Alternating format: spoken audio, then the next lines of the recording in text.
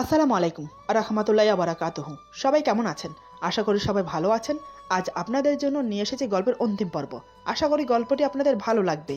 তাহলে চলুন শুরু করা যাক। সকালে আমার আগে রাহার ঘুম ভাঙে। শরীরের আড়মোড়া ভেঙে চোখ খুলে সামনের দৃশ্য দেখে রাহার হোঁশ উড়ে যায়। সে ভাবনায় পড়ে গেল, কি থেকে কি হয়ে গেল। রাতে তো আমি নামাজ পড়ছিলাম, যত সম্ভব নামাজ পড়তে পড়তে ঘুম চলে এসেছিল, কিন্তু আমি বিছানায় এলাম কি করে? আমার তো নামাজের ওখানে থাকার কথা ছিল, তাও আবার এমন অবস্থায়। কিন্তু আমার এমন অবস্থা হলো কি করে? আসলে সকালে ঘুম থেকে উঠে রাহা দেখে সে আমার বুকে ঘুমোচ্ছে। আমার বুকে ঘুমোচ্ছে তাও ঠিক ছিল, কিন্তু ওর শাড়ির আঁচল আমার পিঠের নিচে, পা থেকে হাঁটুর উপর কাপড় উঠে আছে। মোট কথা পুরো শাড়ি অগোছালো হয়ে আছে। এটা দেখে সে আরো অবাক হলো। এমন অবস্থায় সে উঠতেও পারছে না। কি করবে সে এখন ভেবে পাচ্ছে না। কিন্তু এটা বুঝতে বাকি রইল না যে আমি ওকে নিচে থেকে উপরে এনেছি। নানান কথা চিন্তা করতে করতে হঠাৎ ওর চোখ পড়ল আমার দিকে। আমার ঘুমন্ত চেহারার দিকে তাকিয়ে সে হতবাক হয়ে যায়। অপলক দৃষ্টিতে তাকিয়ে থাকে আমার দিকে। অজান্তে আমার দিকে তাকিয়ে মুচকি হেসে উঠল। মনে মনে খুব খুশি হলো আমাকে এত কাছে পেয়ে। এমন তো অবস্থায় আমাকে ছেড়ে উঠতে ইচ্ছে করছে না ওর, কিন্তু তারপরও উঠতে হবে, কারণ আমার আবার চায়ের সময় হয়ে গেছে, আর এমনিতেও অনেক দেরি হয়ে গেছে ঘুম থেকে উঠতে। তাই সে ওঠার চেষ্টা করলো, কিন্তু শাড়ির আঁচল আমার পিঠের নিচে পড়ে থাকার কারণে কোনোভাবেই উঠতে পারছে না। একটু এদিক থেকে ওদিক হলেই পুরো শাড়ি খুলে যাবে। আমাকেও ডাকতে পারছে না, কারণ তার বুক উন্মুক্ত হয়ে আছে। তাই কি করবে ভাবতে ভাবতে একসময় সে শাড়ির আঁচল টানতে শুরু করলো। তাতেই হলো বিপত্তি। রাহা শাড়ির আঁচল জোরে টানতেই হঠাৎ আমি গড়িয়ে মেঝেতে পড়ে যাই, কারণ আমি খাটের পাশেই শুয়েছিলাম। আমাকে পড়ে যেতে দেখে রাহা শাড়ি ছেড়ে আমাকে ধরতে চাইলো, কিন্তু তার আগেই আমি পড়ে গেছি। ঘুমন্ত অবস্থায় মেঝেতে পড়ে আমার নাজেহাল। ঘুম ঘুম ভাব নিয়ে উঠে বসলাম। এদিকে রাহা তাড়াতাড়ি করে কাপড় ঠিক করে উঠে দাঁড়ালো। তারপর দৌড়ে এসে আমার দিকে হাত বাড়িয়ে বলে, সরি, আমি বুঝতে পারিনি। আসলে আমার শাড়ির আঁচল আপনার পিঠের নিচে পড়ে গিয়েছিল, সেটা টানতে গিয়ে এমনটা হয়েছে। প্লিজ আমাকে ক্ষমা করে দিন। আমি কোনো কথা না বলে ওর হাত ধরে উঠে বিছানায় বসলাম। কোমরে ব্যথা পেয়েছি, তাই কোমরে হাত দিয়ে বসে আছি। রাহা বুঝতে পারলো আমি কোমরে ব্যথা পেয়েছি। সে দেরি না করে ডয়ার থেকে মলম বের করে নিয়ে এলো। আমাকে কোনো কথা বলতে না দিয়ে বিছানায় শুইয়ে দিল। তারপর আমার টি শার্ট উপরে তুলে মলম লাগিয়ে মালিশ করতে লাগলো। এটা দেখে তো আমি বেশ অবাক হলাম। মেয়েটি কি করছে? আমার থেকে অনুমতি না নিয়ে নিজের অধিকার খাটাচ্ছে। আমি বললাম, এই কি করছো তুমি? রাহা বলে, কি করছি দেখতে পারছেন না? কোনো কথা না বলে চুপচাপ শুয়ে থাকুন। আমাকে মলমটা দিয়ে মালিশ করতে দিন, দেখবেন কিছুক্ষণের মধ্যে ব্যথা কমে গেছে। আমি বললাম, কিন্তু? রাহা বলে, কোনো কিন্তু নয়, আর হ্যাঁ, আজ অফিসে যাওয়ার দরকার নেই। আমি ভুরু কুচকে ওর দিকে তাকালাম।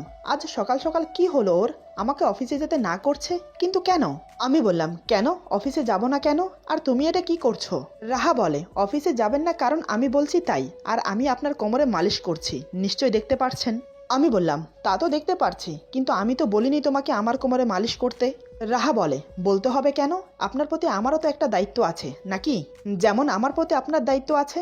আমি বললাম, হয়েছে, আর করতে হবে না। রাহা বলে, আরে মাত্রই তো শুরু করলাম, হলো কই? আমি বললাম তো হয়েছে, আর করতে হবে না, আমাকে উঠতে দাও। রাহা বলে, এত কথা কেন বলেন? চুপচাপ শুয়ে থাকতে পারেন না? রাহাকে আমার মুখে মুখে জবাব দিতে দেখে আশ্চর্য হলাম। আজ ওর চোখে মুখে ভয়ের লেশ মাত্র নেই। আমি বললাম, দেখো তুমি কিন্তু বেশি বাড়াবাড়ি করছো। আমার কথা শেষ হতে দিল না। হঠাৎ রাহা চট করে এসে আমার কলার চেপে ধরে আমার মুখের উপর ঝুঁকে পড়ে বলে, বাড়াবাড়ি করলে কি করবেন শুনি, বলুন কি করবেন? হঠাৎ রাহা আমার কলার ধরে মুখের কাছে ঝুঁকতেই আমি চোখ বন্ধ করে নিয়েছিলাম। আসলে আচমকা এমন করাতে আমি ঘাবড়ে গিয়েছিলাম। ধীরে ধীরে চোখ খুলে রাহাকে এত কাছে দেখে বিস্ময়ে অবাক হয়ে গেলাম। তারপর সে আমার কলার চেপে ধরে বুকের সাথে বুক মিশিয়ে ঝুঁকে আছে। তাতেই আমার হার্টবিট বেড়ে গেল। শরীরের অন্যরকম একটা অনুভূতি ছেয়ে যাচ্ছে। আমি চোখ মিটমিট করে ওর দিকে তাকিয়ে আছি। মুখ দিয়ে কোনো কথা বের হচ্ছে না। রাহা বলে, কি হলো? বাড়াবাড়ি করলে কি করবেন আপনি, বললেন না যে? আমি আমতামতা করে বললাম, কি করব মানে? তার আগে তুমি বলো, তুমি আমার এত কাছে এসেছো কেন? আমাকে ছাড়ো বলছি। রাহা আমার কলার আরো শক্ত করে চেপে ধরে আমার দিকে আরো ঝুঁকে পড়ে বলে, ছাড়বো না। কি করবেন আপনি? ভুলে যাবেন না আপনি আমার স্বামী। কথাটা বলতে বলতে আমার নাকে নাক ঠেকালো। তাতে করে আমার অস্বস্তি আরো বেড়ে গেল। এই মেয়ে কি করছে? কি সকাল সকাল কি শুরু করেছে? আমি বললাম, দেখো। রাহা বলে, দেখছি তো, মন ভরে দেখছি। আমি বললাম, আমি সে কথা বলছি না, আমি বলতে চাইছি যে। রাহা বলে, বলুন না, আমি শুনছি তো। কোন জ্বালায় পড়লাম রে বাবা আজ। এই মেয়েটা তো আজ আমাকে শেষ করে দেবে। এমন মনে হচ্ছে আমি আজ ওর জালে ফেসেছি। ধীরে ধীরে আমি আমার নিয়ন্ত্রণ হারিয়ে ফেলছি। তারপরে নিজেকে স্বাভাবিক রাখার চেষ্টা করলাম। আমি বললাম, আমাকে ছেড়ে দাও, আমি অফিসে যাব, এমনিতে অনেক লেট হয়ে গেছে। রাহা বলে, বললাম না আজ অফিসে যাবেন না? আমি বললাম, কিন্তু কেন? আমি তো ঠিক আছি। রাহা আমার গালে আঙ্গুল ঘোরাতে ঘোরাতে বলে, ঠিক থাকলেও আপনি যাবেন না, আজ সারাদিন আমার সাথে সময় কাটাবেন। বিয়ে হয়েছে পর্যন্ত শুধু ইগনোর করেছেন, আজ থেকে সেটা চলবে না, আমি যা বলবো সেটা শুনতে হবে। আমার অধিকার স্বেচ্ছায় না দিলে জোর করে আদায় করব, আর আজ আমাকে ঘুরতে নিয়ে যেতে হবে। রাহার সাহস দেখে সত্যি আজ আমি হতভ্রম হয়ে পড়েছি। এই মেয়েটি আমার কলার চেপে ধরে আমার মুখের উপর এতগুলো কথা কিভাবে বলছে? এত সাহস পেল কোথা থেকে? এক রাতের মধ্যে কি হয়ে গেল ওর? নাকি কাল রাতে আমি ওকে বুকে নিয়ে আদর করেছি যে সেটা ও বুঝে গেছে? সকাল পর্যন্ত কি তাহলে আমি ওকে বুকে নিয়ে ঘুমিয়েছি? কিন্তু এখন কি করব? মেয়েটি দেখছি আজ আমাকে নিজের আয়ত্তে এনেই ছাড়বে। অনেকক্ষণ ভেবেচিন্তে আমি বললাম, ঠিক আছে, আজ আমি অফিসে যাব না, আর বিকেলে তোমাকে ঘুরতে নিয়ে যাব। এবার হয়েছে? আমার মুখে এই কথা শুনে খুশিতে আত্মহারা হয়ে যায়। রাহা মুখে চওড়া হাসি ফুটিয়ে বলে, কি সত্যি আপনি আমাকে ঘুরতে নিয়ে যাবেন? আমি বললাম, নিয়ে যাব। রাহা বলে, আমার তো বিশ্বাসই হচ্ছে না যে আপনি আমাকে ঘুরতে নিয়ে যাবেন। তবে আজ কিন্তু অফিসে যেতে পারবেন না, সারাদিন আমার সাথে সময় কাটাবেন। কি থাকবেন তো? কথাগুলো মলিন মুখ করে বলে রাহা। আমি বললাম, আজকের দিনটা তোমার, আজ আমি অফিসে যাব না, আর তুমি যা বলবে তাই শুনবো। কি খুশি তো?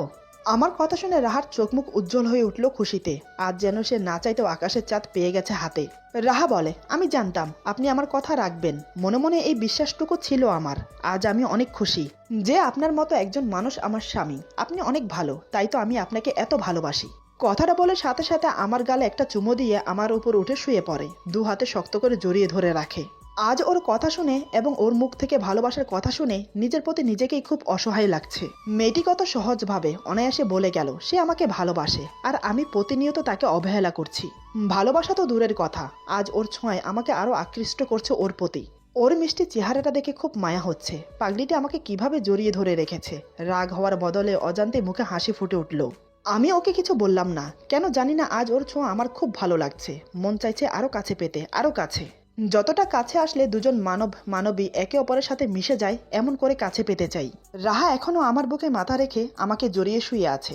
আমি না পারছি ওকে কিছু বলতে, না পারছি নিজে থেকে ওকে আলাদা করতে।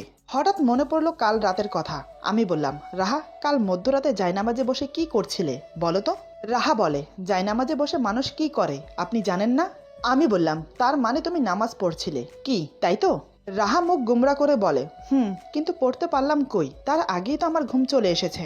ওর কথা শুনে আমি আর হাসি থামিয়ে রাখতে পারলাম না। শব্দ করে হো হো করে হেসে বললাম, তুমি যে ঘুম কাতরে, তুমি পড়বে মধ্যরাতে নামাজ? এই বলে আবার হেসে উঠলাম। আমাকে হাসতে দেখে রাহা রেগে গেল। রাহা বলে, আপনি হাসছেন, এটা কিন্তু ঠিক না। আমি বললাম, আরে রাগ করছো কেন? আমি তো মজা করছিলাম, রাগ করো না। আচ্ছা ঠিক আছে, আজ থেকে তুমি আমার সাথে নামাজ পড়বে, ওকে? কিন্তু তার আগে তোমাকে 5 ওয়াক্ত নামাজ পড়তে হবে। 5 ওয়াক্ত নামাজ না পড়লে তাহাজ্জুদ নামাজ পড়ে কোনো ফায়দা নেই। তবে আমি এটা বুঝতে পারছি না, সব নামাজ ছেড়ে তুমি তাহাজ্জুদ নামাজ কেন পড়তে গেলে সবার আগে? রাহা বলে, আমি হাদিসের বই পড়ে জেনেছি তাহাজ্জুদ নামাজ নিয়মিত পড়লে আল্লাহ বান্দার মনের বাসনা পূরণ করে, তাই আমি তাহাজ্জুদ নামাজ পড়তে চেয়েছিলাম। রাহার মুখে এটা শুনে আমি তো খুব আশ্চর্য হলাম। মনের বাসনা পূরণ করার জন্য তাহাজ্জুদ নামাজ পড়ছিল? কি এমন মনের বাসনা যার জন্য এত আগ্রহ ওর? আমি বললাম, তা কি তোমার মনের বাসনা, আমাকে বলবে? রাহা বলেন, না, বলা যাবে না, সেটা আমার ব্যক্তিগত। আমি বললাম, কি এমন ব্যক্তিগত বাসনা যে আমাকে বলা যাবে না? রাহা বলে, বললাম তো আপনাকে বলা যাবে না, বললে আপনি আমাকে নিয়ে হাসবেন। আমি বললাম, আমি একটুও হাসবো না, তুমি নির্ভয়ে বলতে পারো। এবার রাহা আমতা আমতা করে বলে, ইয়ে মানে আসলে।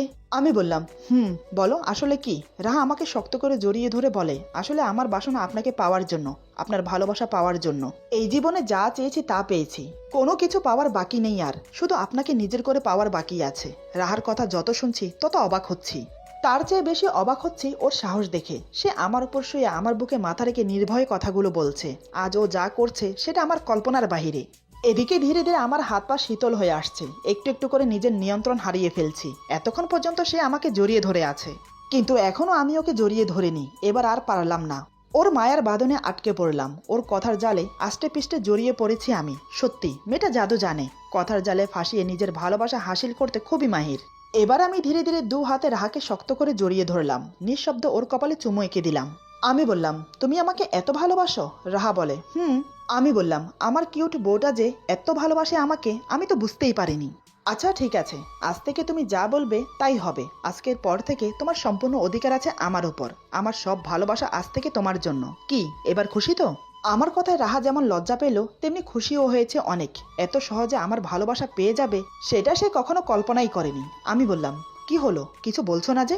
রাহা লজ্জায় আমার চোখে চোখ মেলাতে পারছে না। সে কোনো মতে নিজেকে স্বাভাবিক করে বলে, আমি যাই, আপনার জন্য চা নিয়ে আসি। এই বলে এক প্রকার পালিয়ে যেতে চাইল, কিন্তু আমি ওর এক হাত ধরে টেনে বুকের সাথে আবার মিশিয়ে নিয়ে বললাম, আমার বুকে জ্বালা ধরিয়ে পালিয়ে যাওয়া হচ্ছে? রাহা আমার মুখে এই কথা শুনে আমতা করে বলে, মানে? আমি বললাম, মানে খুব সোজা, যে ভালোবাসার আগুন ধরিয়েছ বুকে সেটা নেভাবে কে শুনি? রাহা বলে, আপনার কি মাথা খারাপ হয়েছে? কি আবল তাবল বলছেন? সকাল কয়টা বাজে দেখেছেন? ছাড়ুন আমাকে। এবার আমি রাহাকে নিচে ফেলে ওর উপর উঠে পড়লাম। রাহা বলে, কি জ্বালায় পড়লাম রে বাবা, এ কি করছেন আপনি? সকাল সকাল এটা কিন্তু ঠিক হচ্ছে না। আমি বললাম, ও তাই বুঝি?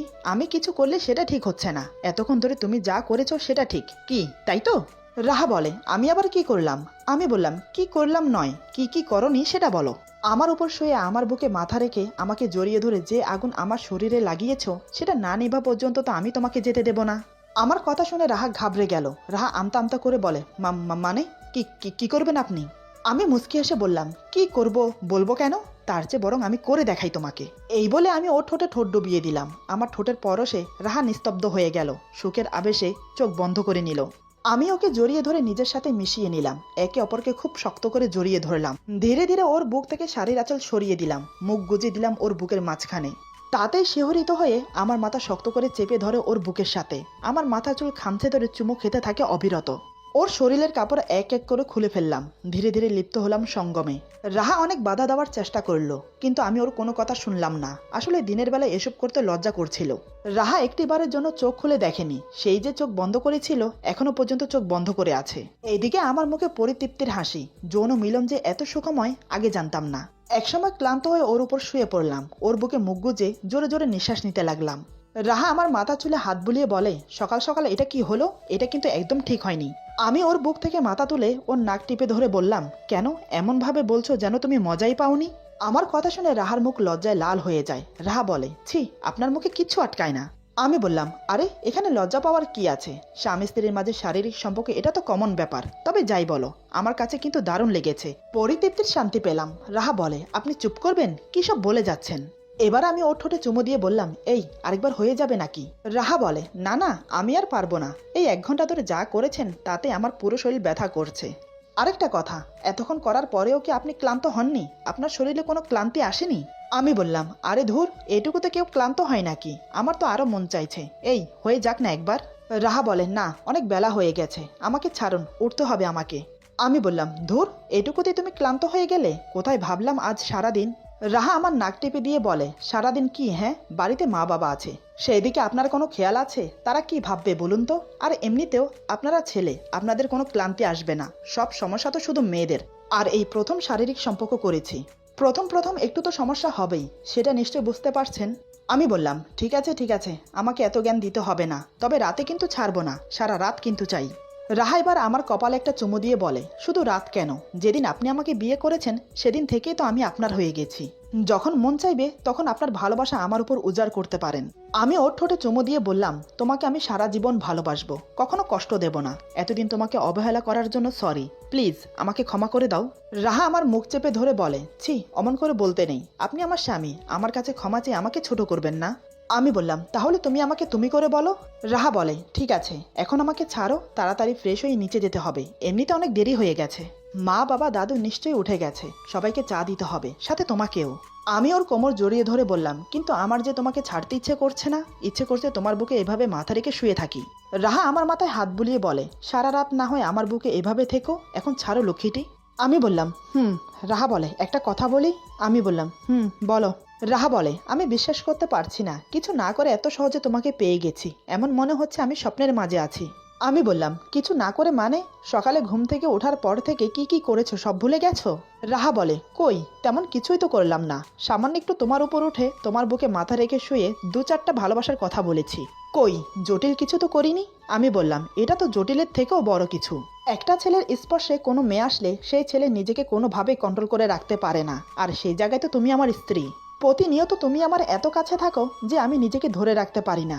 কাল রাতে তো তুমি আমার বুকে ঘুমিয়েছো, তোমাকে আমি আদর করেছি, এভাবে মাঝে মাঝে তুমি আমার বুকে এসে ঘুমাও। রাহা বলে, তার মানে তুমি আমাকে রাতে মাঝে মাঝে আদর করতে?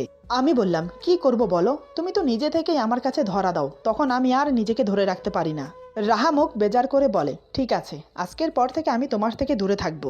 আমি বললাম, এটার হচ্ছে না লক্ষ্মীটি, যেখানেই থাকো সেখান থেকে তুলে নিয়ে আসবো তোমাকে, তারপর আমার বুকে জড়িয়ে ধরে আদর করব। এই বলে আমি আবার শুরু হয়ে গেলাম। রাহা শত বাধা দিয়েও আমাকে আটকাতে পারলো না। অবশেষে আমি আর রাহা আবার শারীরিক সম্পর্কে লিপ্ত হলাম। একসময় ক্লান্ত হয়ে ওকে ছেড়ে দিলাম। রাহা উঠে যেতে যেতে বলে, সত্যি তুমি অনেক খারাপ, এত না করা সত্ত্বেও শুনলে না। আমি মুচকি এসে ওকে বললাম, ভালোবাসি লক্ষ্মীটি। রাহা মুখ বেঁকিয়ে বলে, হয়েছে হয়েছে, আমাকে আর মিষ্টি কথায় ভোলাতে হবে না। এই বলে সে উঠে চলে গেল ফ্রেশ হতে। তারপর থেকে শুরু হয়ে গেল আমাদের ভালোবাসা। শ্যামলা কালো এসবের কোনো মানে রাখে না, আসল হচ্ছে মনুষ্যত্ব। আজকের গল্প এখানে সমাপ্ত। আশা করি গল্পটি আপনাদের ভালো লাগবে। যদি ভালো লাগে তাহলে লাইক, কমেন্ট এবং সাবস্ক্রাইব করে আমাদের পাশে থাকুন। অনেকে আছেন ভিডিও দেখেন, গল্প শুনেন, অথচ সাবস্ক্রাইব করেন না। প্লিজ প্লিজ চ্যানেলটা সাবস্ক্রাইব করে দেবেন আর আপনাদের বন্ধুদের সাথে বেশি বেশি করে শেয়ার করবেন। সবাই ভালো থাকবেন, সুস্থ থাকবেন। আল্লাহ হাফেজ।